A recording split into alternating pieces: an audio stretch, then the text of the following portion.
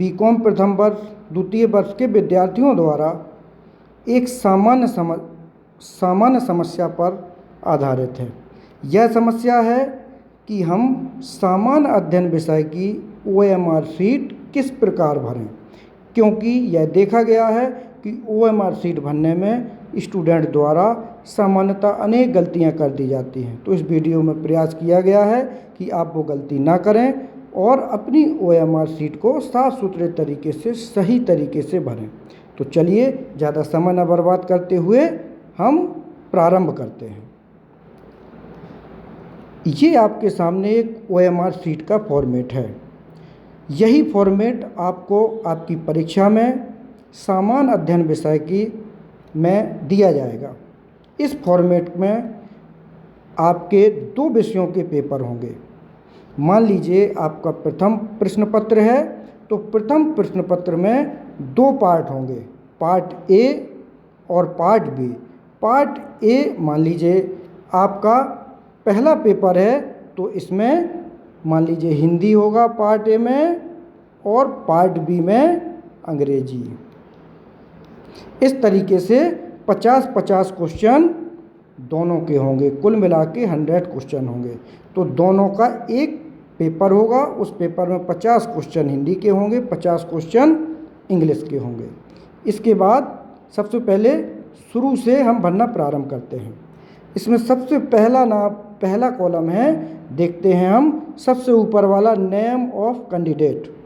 तो इसमें विद्यार्थियों आपको अपना नाम लिखना है और नाम कैपिटल अक्षरों में लिखना है। मान लीजिए कि किसी का नाम राम सिंह है, तो गोले में RAM। इसके बाद एक और ध्यान रखने की बात है कि राम के बाद अगर राम कुमार नाम है तो एक कॉलम खाली छोड़ के फिर इधर कुमार लिखना है। समझ गए आप?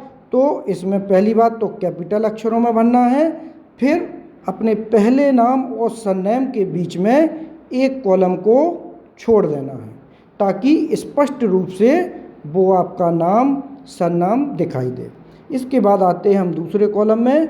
तो दूसरे कॉलम में फादर्स नेम लिखना है, आप पिताजी का नाम आपको लिखना है। और इसमें एक चीज़ का विशेष ध्यान रखना है कि आपको श्री जैसे संबोधन नहीं लगाना है, सीधा नाम लिखना है। मान लीजिए कि राकेश कुमार है, तो इसमें भी वही करना, राकेश लिख देना है और फिर एक कॉलम छोड़ के कुमार लिख देना है। इसको भी पहले नाम की तरह कैपिटल अक्षरों में ही लिखना है। मतलब हिंदी भाषा के जो कैपिटल होता है, तो कैपिटल अक्षरों में इसके नाम को भरना है। इसके बाद तीसरा कॉलम जो आता है इसका नेम ऑफ एग्जामिनेशन सेंटर।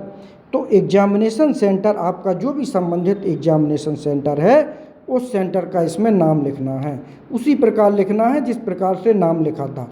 मान लीजिए कि आपके एग्ज़ाम का सेंटर है गवर्नमेंट गर्ल्स कॉलेज इंदौर, तो आपको लिखना है इधर गवर्नमेंट, फिर एक कॉलम छोड़ के गर्ल्स, फिर एक कॉलम छोड़ के कॉलेज और फिर एक कॉलम छोड़ के इंदौर। ये सभी कैपिटल अक्षरों में लिखना है। कैपिटल इसलिए लिखा जाता है ताकि स्पष्टता नज़र आए, क्योंकि ये आपकी सीट जो है कंप्यूटर से मशीन से चेक होना है। अब हम यहाँ देखते हैं कोर्स की बात आती है। तो यहाँ लिखा हुआ है कोर्स।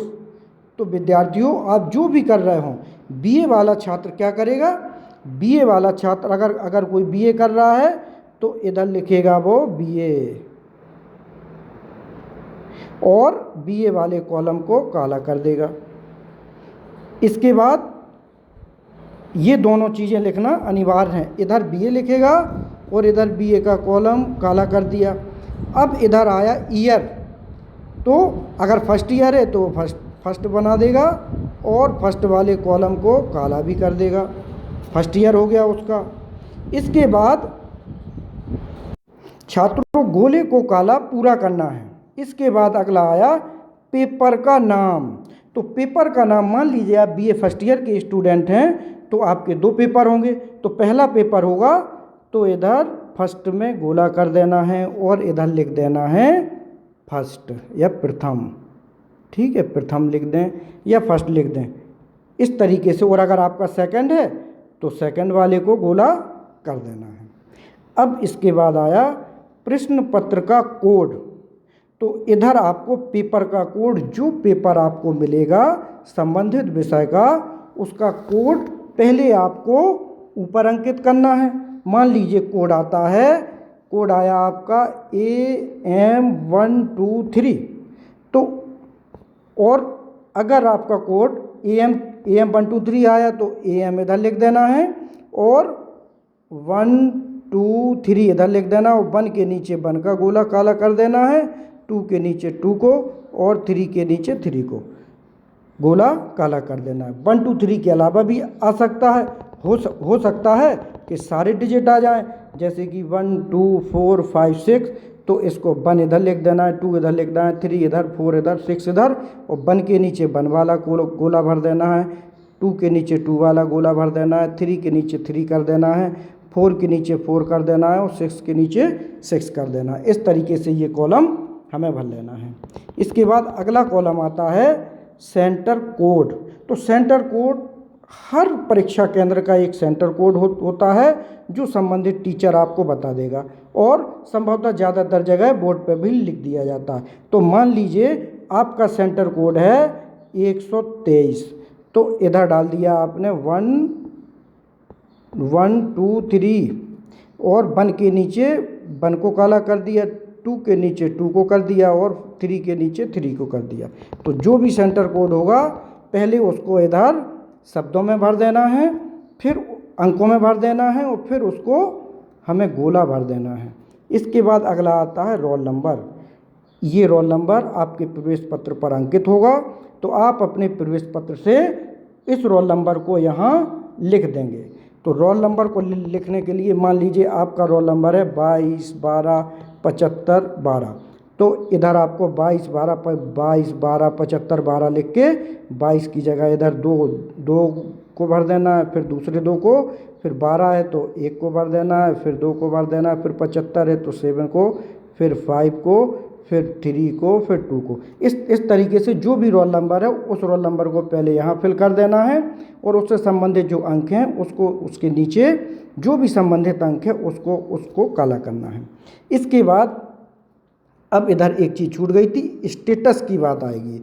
तो इधर स्टेटस की जहाँ बात आएगी तो स्टेटस में अगर आप रेगुलर स्टूडेंट हैं तो इधर क्या लिख देना है, इस कॉलम में REG, ठीक है, REG लिख देंगे। ये जो लिखा है प्राइवेट है तो प्राइवेट, और सप्लीमेंट्री वाले हैं सप्लीमेंट। तो रेगुलर स्टूडेंट इधर REG लिख देंगे, और ये पहले वाले कॉलम को काला कर देंगे। अगर रेगुलर नहीं है, मान लीजिए कि वो प्राइवेट स्टूडेंट है, तो दूसरे वाले कॉलम को काला कर देगा और यहाँ PBT लिख देगा। और अगर मान लीजिए कि वो सप्लीमेंट्री वाला स्टूडेंट है तो सप्लीमेंट्री वाला SUPPI लिख देंगे इधर, और ये तीसरा वाला कॉलम भर देंगे। तो ये सामान्य सी जानकारी है जिसको बड़ी गंभीरतापूर्वक आपको भरना है। रोल नंबर में एक बार फिर बता दूं मैं, सारे रोल नंबर को के शब्दों को इधर अंकित करना है, जो भी उसके डिजिट हैं, और उस डिजिट के नीचे जो भी शब्द है उस शब्द को काला कर देना है, गोले को काला कर देना है। यही परीक्षा केंद्र के साथ करना है, यही पेपर कोड के साथ करना है। तो ये सामान्य सी जो जानकारी है ये। इसके बाद अब आपका पेपर यहाँ से प्रारंभ होता है।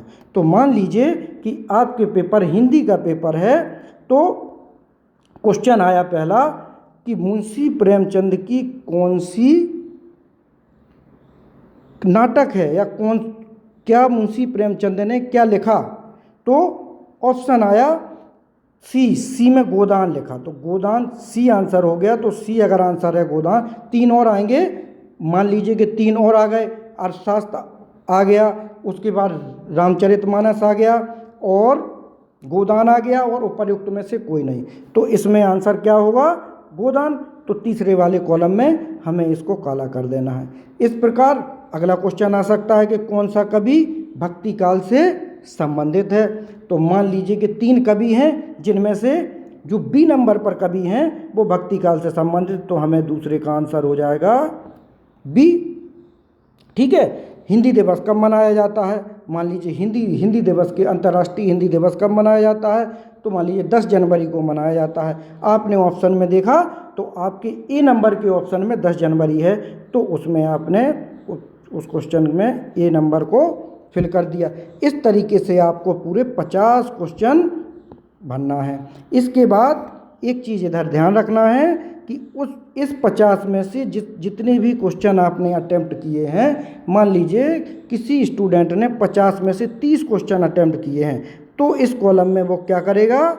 0-30 लिख देगा। जितने भी अटेम्प्ट किए हैं, हो सकता 50 में 50 किए हैं तो इधर 50 लिख देगा, और अगर 50 से कम किए हैं, 40 किए हैं तो 40 लिख देगा, और अगर 45 किए हैं तो 45 लिख देगा। तो जितने भी क्वेश्चन अटेम्प्ट किए हैं इधर उसको लिख देना है। इसके बाद फिर उसको पार्ट बी में, मान लीजिए हिंदी के बाद इंग्लिश का पेपर आता है, तो सेम प्रोसेस है। मान लीजिए कि क्वेश्चन आता है कि शेक्सपियर, कौन सा ड्रामा शेक्सपियर का है, तो मान लीजिए कि सी नंबर में कोई ड्रामा का नाम है जो शेक्सपियर का है, तो सी को हमने गोला लगा दिया। इस तरीके से हमें सारे 100 क्वेश्चन करना है। और यहाँ भी हमें क्या लिख देना? कुल नंबर अटेम्प्ट, मतलब कितने क्वेश्चन हमने अटेम्प्ट किए हैं उनकी संख्या इधर लिख देना। मान लीजिए कि हमने 100 में 95 किए तो 95 लिख दें, अगर 90 किए तो 90 लिख दें, 97 किए तो 97 लिख दें। इस तरीके से लिखना है, ठीक है। इसमें एक चीज़ और समझने की है छात्रों, एक क्वेश्चन में एक ही गोला भरा जाएगा। अगर आप मान लीजिए कि इसमें मैंने बी में भी भर दिया और ए में भी भर दिया, तो ये आपका क्या हो जाएगा? क्वेश्चन बेकार हो जाएगा, फिर इसको मशीन डिटेक्ट नहीं करेगी और आपको इसमें 0 नंबर मिलेगा। तो इस चीज़ का ध्यान रखें कि हमें एक क्वेश्चन में एक ही गोला भरना है। तो पहले से समझ लें और फिर अच्छी तरीके से सावधानीपूर्वक ध्यान से गोला भरें। और ये भी देख लें कि जो क्वेश्चन हमने पढ़ा है हम उसी क्वेश्चन का गोला भर रहे हैं कि नहीं। पता चला हम 51 का क्वेश्चन पढ़ रहे हैं और गोला हमने 52 में भर दिया बी में, तो ये गलतियां भी अक्सर स्टूडेंट करते हैं, तो हमें इस गलती से भी बचना है, ठीक है छात्रों। और एक चीज़ और कि पहले हमें गंभीरतापूर्वक और व्हाइटनर का इस्तेमाल भी नहीं करना है। इस सीट को बिल्कुल साफ रखना है, किसी भी प्रकार का व्हाइटनर का यूज वर्जित है। आपको निर्देश भी पता होंगे, संबंधित विद्यालय आपको बताएगा कि OMR सीट में व्हाइटनर का उपयोग वर्जित है, तो आपको व्हाइटनर का उपयोग नहीं करना है। कुछ स्टूडेंट गलत होने पर ऐसा मार्क बना देते हैं, वो भी गलत है, वो भी काउंट आपका गलत में ही किया जाएगा। तो कोशिश करें कि एक ही गोला भरें, पहले सावधानी पूर्वक समझ लें, परख लें और क्वेश्चन को भी चेक कर लें कि मैं अगर 60 नंबर के क्वेश्चन को कर रहा हूं तो 60 नंबर का सी है तो मैं उसी सी आंसर को भरूंगा। तो इस चीज़ का विशेष ध्यान रखना है। ये बड़ी सामान्य सी बात है, लेकिन अधिकांश छात्र इसमें गलतियां कर देते हैं। इसके बाद इधर कॉलम आता है साइन का, तो इधर स्टूडेंट को अपने साइन करना है, जो भी साइन है तो वो साइन कर देगा। बस इतनी सी प्रोसेस है। हाँ, एक चीज़ और इसमें बताना आवश्यक है कि हमें अपनी OMR सीट को कहीं से मोड़ना नहीं है। अगर हम OMR सीट को मोड़ेंगे तो ये जब चेक होने के लिए मशीन में जाएगी तो निश्चित रूप से वो उसमें अंदर ही नहीं जाएगी, तो नहीं जाएगी तो आपकी OMR सीट का वैल्यूएशन नहीं हो पाएगा और आपका परिणाम उससे प्रभावित होगा। तो इसको बड़ी सावधानी से, कहीं से कोई मोड़ना नहीं है, किसी व्हाइटनर का उपयोग नहीं करना है। सारे निर्देशों को बड़े ध्यान से पढ़ के उनको भरना है। पहले शब्दों में भरना है, फिर उसके बाद उससे संबंधित जो गोले हैं गोलों में भरना है। जहाँ क्वेश्चन की बात आएगी तो क्वेश्चन को ध्यानपूर्वक पढ़ना है और जिस क्वेश्चन का आंसर दे रहा है हम उसी क्वेश्चन के सामने जो भी उसका आंसर होगा वो भरना है। मैं आशा करता हूँ कि आप इस वीडियो के माध्यम से OMR सीट को भरना सीख गए होंगे और उसमें कोई त्रुटि अब नहीं करेंगे। तो साथियों, चैनल को लाइक करें, सब्सक्राइब करें और अपने दोस्तों तक पहुंचाएं। Thank you.